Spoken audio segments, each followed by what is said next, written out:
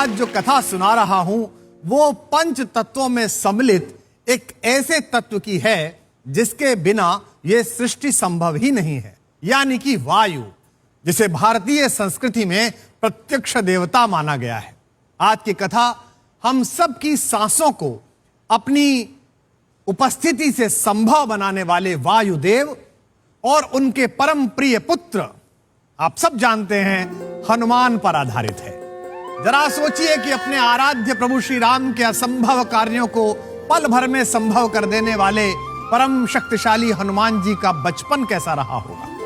हनुमान जी का बचपन बिल्कुल ऐसा ही था जैसा आज के समय में हमारे आपके घरों में खेलने वाले तेजस्वी बच्चों का होता है। आज की भाषा में वे शैतान और नटखट बच्चे थे। उनका जन्म वायुदेव के आशीर्वाद से हुआ था, इसलिए उनमें वायु जैसी गति थी और गति के साथ साथ वायु का एक और प्रबल काम है, वो है चंचलता। उनमें वो चंचलता भी थी। एक बार माता अंजना वे सुबह सुबह कहीं व्यस्त थी और बच्चे को कुछ खाने के लिए देने में थोड़ी देर हो गई। कौतूहल से भरे हनुमान जी भूख में खेल रहे थे तो उनकी दृष्टि दूर आकाश में स्थित उग रहे सूर्य पर पड़ी। उन्हें लगा कि यह तो कोई सुंदर सा फल मालूम होता है, माँ ऐसे ही फल लाकर देती है, आज माँ कहीं व्यस्त है तो हम खुद ही फल ले लेते हैं। उन्होंने अपने अंदर की शक्ति लगाई और फल को खाने के लिए निकल पड़े। वायु के वेग से आकाश में चले गए, क्योंकि पिताजी थे वायु। तो अनंत ऊंचाइयों को पार करने के बाद उन्होंने सूर्य को निगल लिया। बाल समय रवि बख्श लियो, तब तीनों लोक भयो अंधियारो। जब ये बात देवताओं के राजा इंद्र को पता चली तो उन्होंने हनुमान जी से सूर्य को वापस उगलने का आदेश दिया। और बच्चे को राजा और फकीर से क्या मतलब, राजा होंगे अपने घर के। तो उन्होंने इंद्र का भी मजाक उड़ाया कि ले निकाल ले।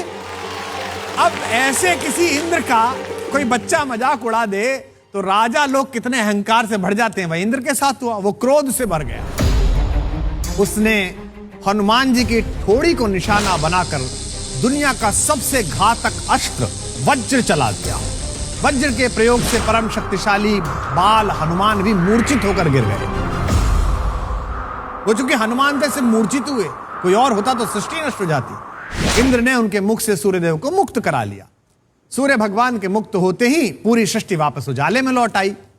लेकिन इस क्रम में एक और भयंकर समस्या खड़ी हो गई। यह सूचना जैसे ही हनुमान जी के पिता वायुदेव को मिली, उन्हें भयंकर क्रोध आया।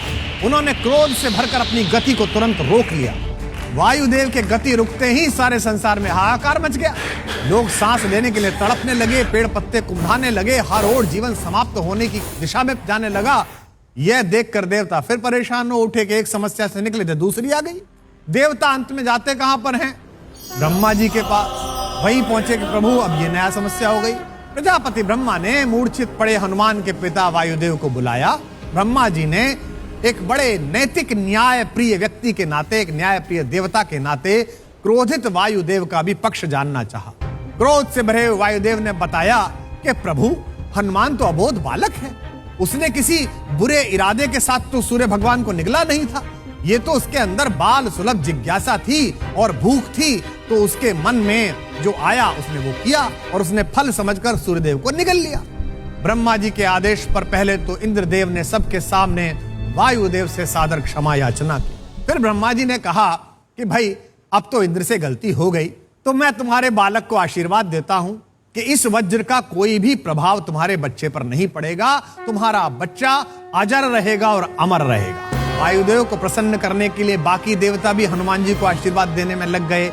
सबसे पहले इंद्र ही आगे बढ़े और उन्होंने आशीर्वाद देते हुए कहा, मेरे वज्र के कारण तुम्हारी खुड्डी हनु को थोड़ा नुकसान पहुंचा है, लेकिन मैं तुम्हें यह वरदान देता हूं कि पूरे विश्व में तुम्हारा मान तुम्हारा ये हनु ही बढ़ाएगा और आज से तुम हनुमान के नाम से जाने जाओ।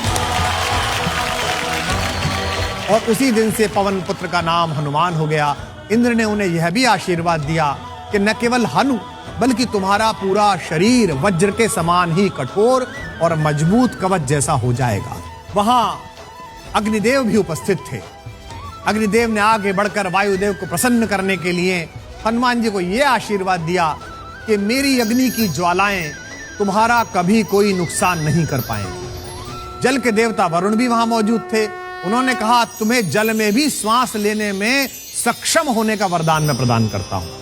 अपने पुत्र को सभी देवताओं द्वारा इतना आशीर्वाद मिलता देखकर एक सामान्य पिता की तरह वायुदेव भी बहुत प्रसन्न हो गए और वे अपने कर्तव्य पर वापस लौट गए। उनके कर्तव्य पर वापस लौटते ही एक एक श्वास के लिए तड़पती हुई सृष्टि फिर से खुशहाली की तरफ आ गई। लोग बाओं के जीवन में उत्साह आ गया। यह तो थी कथा, इसका सार क्या है?